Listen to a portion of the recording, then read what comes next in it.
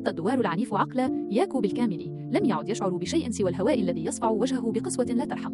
كانت قوة الإعصار صادمة بكل ما تحمله الكلمة من معنى. عندما استعاد وعيه للحظة خاطفة شعر بصدمة قوية أخرى تهز جسده المنهك، صدمة ارتطام قاسية قبل أن ينقطع عنه كل إحساس مرة أخرى. خذف بقوة هائلة من قلب العاصفة وسقط من علو شاهق ليهبط أخيرا على يابسة غريبة وخشنة. تأوه ياكو وهو يفتح عينيه ببطء شديد.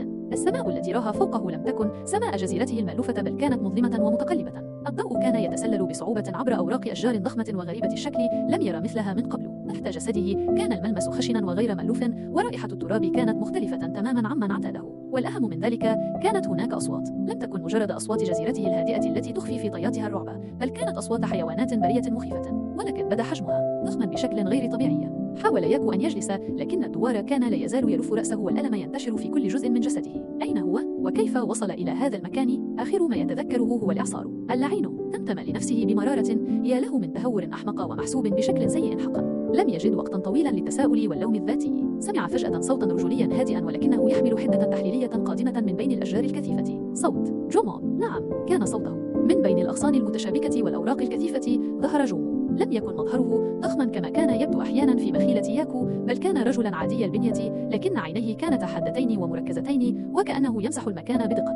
كان يمسك بكتاب جلدي قديم بيده، وبدا مظهره لائقا بشكل مدهش مقارنة بشخص نجا للتو من إعصار مدمر. نظر إلى ياكو المنهك ثم حول نظره ليجوب الغابة المحيطة بحدة وكأنه يحلل كل خطر محتمل. جومو، نبرته هادئة لكنها تحمل حدة تحليلية. كنت أعلم أنك ستفعل شيئا كهذا في النهاية، رغم أن طريقة وصولك كانت فوضوية بشكل مذهل. لقد قذفتك العاصفة إلى هنا تماما كما توقعت أن يحدث يوما ما لشخص متهور مثلك. يتوقف للحظة ينظر حوله بتمعن أكبر. أنا أعيش على هذه الجزيرة منذ زمن طويل يا ياكو، وأعرف طبيعتها القاسية والوحشية جيدا. قاطع جومو كلامه فجأة. سمع كلاهما أصوات خطوات ثقيلة مرة أخرى، وكانت أقرب هذه المرة. حملت الريح معها رائحة برية قوية، رائحة مفترسات. اتسعت عين ياكو ذعرا لما بدأ يظهر من بين الأشجار المحيطة. اندفعت من بين الأغصان المتشابكة مخلوقات لم يرها إلا في الرسومات القديمة أو الكوابيس المزعجة. ديناصورات ضخمة بجلود قشرية سميكة وأسنان حادة كالنصال، تطلق زئيرا يهز الأرض تحت أقدامها. تبعها بطة عملاقة بمنقار ضخم وصلب كالصخر، تتحرك بسرعة مذهلة رغم حجمها الهائل. لم تكن هذه وحوشا عادية، كانت كائنات عملاقة لا تعرف الرحمة،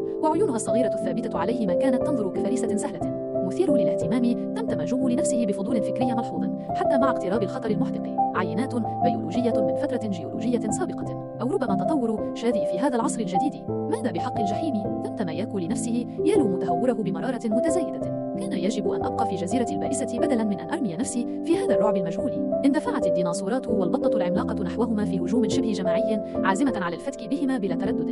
لم يعد هناك أي خيار سوى القتال من أجل البقاء. جومو، ياكو، قوتك ليست للمواجهة المباشرة مع هذه الكتل العضلية الهائلة. صرخ جومو، صوته يحمل مزيجا من التوجيه الحاد ونفاذ الصبر. استخدم خصائصها المرنة التي تدربت عليها. التشتيت والمراوغة هما مفتاحك الآن. استعاد ياكو توازنه بصعوبة بالغة. تذكر كلمات كيتو عن طبيعة قوته الفريدة. قوة نبات البالون ستكون مفتاح نجاتك الأول وسلاحك الأعظم في هذا العالم.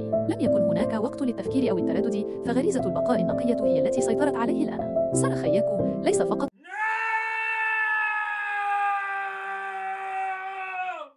من الخوف الذي تملكه، بل من دفعة مفاجئة من الطاقة استجاب لها جسده تلقائيا. جسده الذي اعتاد بفضل التدريب المكثف على الاستجابة السريعة لقوة البالون بدأ في التحول. استعداد القتال، خفة البالون. أطلق ياكو النداء في ذهنه، ووش انكمش جسده قليلا في لحظة ليصبح أخف وزنا بشكل لا يصدق. سمحت له هذه الخفة المفاجئة بالتحرك بسرعة ورشاقة غير متوقعة. انقض عليه الديناصور الأول بفكيه العملاقين، لكن ياكو قفز عاليا بشكل مدهش بفضل جسده الخفيف، متفاديا اللدغة القاتلة بشعر رأسه فقط. هبط على بعد أمتار، لكن البطة العملاقة كانت بالفعل تقترب منه بسرعة رهيبة، رافعة منقارها الضخم لتهجمه. تراك، حاول البط التقاطه. خوف، استجاب ياكو بسرعة فائقة. نفخ بطنه بقوة وتركيز. انتفخ بطنه على الفور ليصبح كرة ضخمة مشدودة وقوية كالبالون المتين. كان هذا تطبيقا لتقنية انتفاخ البطن، درع البالون. ارتطم منقار البطة الهائل ببطنه المنتفخ، وارتد للخلف بقوة كما لو أنه اصطدم بكرة مطاطية صلبة لا تتزحزح. تميلت البطة العملاقة في مكانها من قوة الارتداد غير المتوقعة، بينما ياكو، ورغم أن الارتطام كان قويا، لم يتأذى بفضل المرونة الهائلة والصلابة الدفاعية التي وفرتها له قوة البالون. البالوني، لكن الهجوم لم يتوقف. ديناصور آخر حاول صدمه بذيله القوي الذي يشبه الصوت. ووش قبل أن يصل الذيل إليه، قام ياكو بتفريغ الهواء من جزء من جسده فجأة مع توجيهه لدفعة قوية وموجهة باستخدام ساقه التي انتفخت ثم فرغت بسرعة مذهلة. كان هذا تطبيقا لتقنية البالون دفعة المراوغة. سمح له هذا الفعل السريع والمنسق بالاندفاع جانبا بسرعة لا تصدق، متفاديا ضربة الذيل المدمرة بصعوبة بالغة. كان جومو يراقب كل حركة، يحلل طريقة ياكو في استخدام قوته الغريزية وكيف يطبق التقنيات التي تعلمها سابقا بشكل عفوي تحت الضغط. كانت عيناه تتبعان كل حركة وكأنه يراجع تجربة علمية أو يراقب خطة قديمة تتكشف أمامه. وفي لحظة حاسمة بينما كان ياكو على وشك أن يحاصر من قبل وحشين في آن واحد، تصرف جومو باندفاع مفاجئ. جومو تشتيت الانتباه، تركيز الكتلة الحديدية. مد جومو يده نحو الأرض. لم يتحول جسده بالكمال، لكن يده وساعده اكتسب لمعانا معدنيا كثيفا وصلبا في لحظة. ضرب الأرض بقوة وسرعة، ليس بقوة عملاق بل بدقة وقوة مركزة لشخص يتحكم في خصائص المعدن. كراك ظهر تشقق في الأرض وارتفعت قطع صغيرة وحادة من المعدن الأصلي الموجود في التربة. انطلقت كشظايا معدنية مزعجة نحو أحد الديناصورات المهاجمة. لفت هذا الانتباه وشتت الديناصور بعيدا عن ياكو للحظة كانت كافية. كان ياكو يلهث بشدة، يشعر بالإرهاق يتراكم عليه بسرعة. كل عملية نفخ وتفريغ، كل استخدام لخفة البالون أو درع البالون أو محاولة تطبيق دفعة المراوغة كانت تستنزف طاقته البدنية بشكل كبير. شعر بحرقة مؤلمة في عضلاته وضغط متزايد في رأسه. تحولت المعركة إلى رقصة يائسة للبقاء مع تشتيتات جومو السريعة التي تمنحه ثواني إضافية لالتقاط أنفاسه أو تغيير موقعه. كاد أحد الديناصورات الضخمة أن يطبق عليه بفكه العملاق مرة أخرى. حاول ياكو النفخ بسرعة لكنه لم يكن بالسرعة الكافية هذه المرة بسبب الإرهاق المتزايد الذي أبطأ استجابته. شعر بأسنانها تخترق جلد ساقيه قبل أن يتمكن من نفخها بالكمال. صرخ من الألم الحاد الذي اخترق جسده. في تلك اللحظة ومع شعور الألم واليأس يتسلل إلى داخله، تذكر ياكو لماذا غادر جزيرته في المقام الأول. تذكر جزيرته القديرة والخوف المستمر الذي كان يعيشه فيها. تذكر حلمه الوحيد، بناء جزيرة آمنة خاصة به، مكان يستطيع فيه العيش بلا خوف. تذكر كلمات كيتو عن قسوة العالم الخارجي وضرورة وجود الرفاق لمواجهته، لكنه كان وحيد الآن ويواجه الموت بمفرده. ومع ذلك لم يكن اليأس خيارا متاحا له. لا، لن أستسلم هنا أبدا، ليس قبل أن أجد الجزيرة التي وعدت نفسي بها وقبل أن أبنيها بيدي. بصرخة ملأت رئتيه المتعبتين بأقصى ما يمكن، جمع ياكو كل ما تبقى لديه من طاقة جسدية وعقلية. لم يركز على نفخ جزء معين من جسده بل على جسده كله. انتفخ جسده كله في لحظة واحدة ليصبح كرة بالون ضخمة لامعة ومشدودة بشكل لا يصدق. أصبح كتلة مطاطية عملاقة لا يمكن تجاهلها في وسط دائرة الوحوش المحاصرة. تقنية المستوى الأول، كرة البالون الهائلة، أعلنها في ذهنه كما علمها إياه كيتو. بدفعات قوية وسريعة من قدميه المنتفختين على الأرض، بدأ يرتد ويقفز بعنف شديد في وسط دائرة الديناصورات والبطة العملاقة. كان جسده المنتفخ يرتطم بالمخلوقات العملاقة بقوة هائلة ككرة مدمرة لا يمكن إيقافها، يدفعها بعيدا بقوة مذهلة مع كل ارتداد عنيف. جومو يراقب هذا الاندفاع العشوائي الذي أثبت فعاليته بشكل غريب. ظهرت على وجهه نظرة معقدة، مزيج من الإعجاب بالمرونة الفطرية والقدرة على التحمل التي يمتلكها ياكو، وقلق عميق من التهور المطلق الذي يقوده. ربما تذكر وميضا من ماض بعيد حيث كانت القوة المدمرة الخام هي الملاذ الأخير في مواجهة الفوضى. هذه الطاقة الخام التي يمتلكها ياكو تشبه فوضى الذكريات التي يحاول هو السيطرة عليها. يجب أن يتم صقلها وتوجيهها بسرعة، وإلا ستقضي على صاحبها قبل أن تقضي على أعدائه. هكذا فكر جومو وهو يراقب المعركة الفوضوية. استمر ياكو في هذه الحركة الجنونية لدقائق بدت وكأنها دهر. كان الإرهاق قد وصل إلى ذروته، لكن قوة البالون الكاملة التي استخدمها كانت فعالة بشكل غير متوقع ضد الوحوش الضخمة. في النهاية بدأت المخلوقات في التراجع. لم تستطع الصمود طويلا أمام هذه الكتلة المطاطية الجامحة التي ترتد في كل اتجاه بلا نمط واضح يمكن التنبؤ به. بعضها سقط أيضا من قوة الارتطام، والآخر تمايل وترنح مصدوما، بينما تراجع الآخرون بزمجرة استسلام أو ارتباك واضح، مبتعدين ببطء عن ياكو وبؤرة الفوضى التي خلقها. توقف ياكو عن الارتداد العنيف وشعر بآخر ذرة طاقة تغادر. فرغ الهواء من جسده فجأة وانكمش إلى حجمه الطبيعي بسرعة. لم يعد قادرا على الوقوف، سقط على الأرض متعبا بشكل كامل، يلهث وكأن رئتيه ستحترقان من المجهود وعضلاته ترتعش من الإرهاق الشديد. اقترب جومو بهدوء أكبر الآن، متجنبا بقايا المعركة المتناثرة والوحوش المتراجعة. توقف بجوار ياكو المنهك الذي كان ممددا على الأرض ينظر إليه، ثم يلقي نظرة أخيرة على الوحوش المتراجعة في الغابة.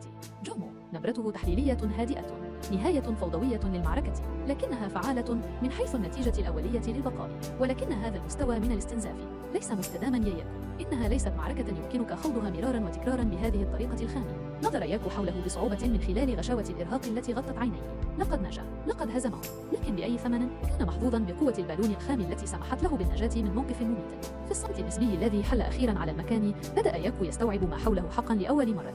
جومو يتابع نبرته تحمل الآن ثقلا أكبر وتركيزا على قوة ياكو. قوتك، نبات البالون هذا الذي تمتلكه، يشير إلى ياكو، هو مصدر لقوة فريدة تعتمد على خصائص الطعام الذي استهلكته. إنها قوة غريزية كما رأيت، وقوية كما أظهرت في لحظة اليأس الأخيرة. جومو يأخذ نفسا عميقا، ينظر إلى كتابه وكأنه يستحضر معلومات هامة. هذه القوة مثل غيرها من القوى المستمدة من الطعام في هذا العالم تتبع نظاما بيولوجيا معينا، نظاما يعتمد على مستويات من التكيف والإتقان. ياكو يلهث يحاول استيعاب الكلمات، عقله المتعب يجمع النقاط مستوياته. جومو ينبئ ببطء، يبدو أكثر تركيزا الآن. أجل، أنت الآن في المستوى الأول من التكيف البيولوجي لقوة البالون.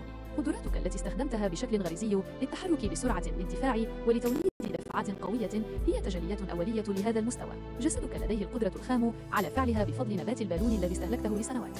ياكو يقبض على يده، يتذكر شعوره. نعم، شعرت وكأن جسدي يعرف كيف يتحرك ويفعل تلك الأشياء دون أن أفكر فيها. جومو نبرته تصبح أكثر جدية، لكن مجرد القدرة الغريزية الخام ليست كافية لمواجهة التحديات الحقيقية في العالم بالخارج. كما رأيت، حتى ضد هذه الكائنات كدت تهزم بسبب الإرهاق وعدم التحكم الدقيق في قوتك. قوتك الخام تحتاج إلى صقل وتوجيه دائما. جومو يتابع، يحدد الهدف التالي لياكو. يجب عليك إتقان استخدام القدرات التي لديك في المستوى الأول، والبحث عن تطبيقات جديدة لها من خلال التدريب المكثف. هذا الإتقان التام للمستوى الأول هو مفتاحك للتقدم، مفتاحك لدفع جسدك للعبور إلى المستويات التالية من القوة البيولوجية، حيث القدرات ستصبح أكثر تعقيدا وقوة. ياكو نظرة تصميم في عينيه رغم الإرهاق والألم، إتقان وتدريب لأصل للمستوى التالي. جومو يساعد ياكو على النهوض من الأرض، ينفض بعض التراب عن ملابسه. نظراته تحليلية لكنها تحمل الآن توجيها واضحا بالضبط. العالم بالخارج ينتظر بقسوته وتحدياته وقوانينه الجديدة التي يجب أن تفهمها. وقوتك يجب أن تتطور بسرعة أكبر بكثير ممن خططت له في جزيرتك المنعزلة. لا يمكنك قضاء شهر آخر في مجرد التعافي أو النعاس كما قال كيتو. التدريب الحقيقي يبدأ الآن هنا على هذه الجزيرة. هذه الكائنات الموجودة هنا رغم خطورتها يمكن أن تكون شركاء تدريب مثاليين لكشف حدودك وإجبارك على صقل قوتك تحت الضغط. ياكو ينظر إلى جومو ثم إلى الغابة المحيطة بعزم، يقبض على يديه. التدريب هنا. حسنا، أنا مستعد، أريد أن أصبح أقوى بسرعة لأحقق حلمي وأواجه العالم. لنبدأ التدريب.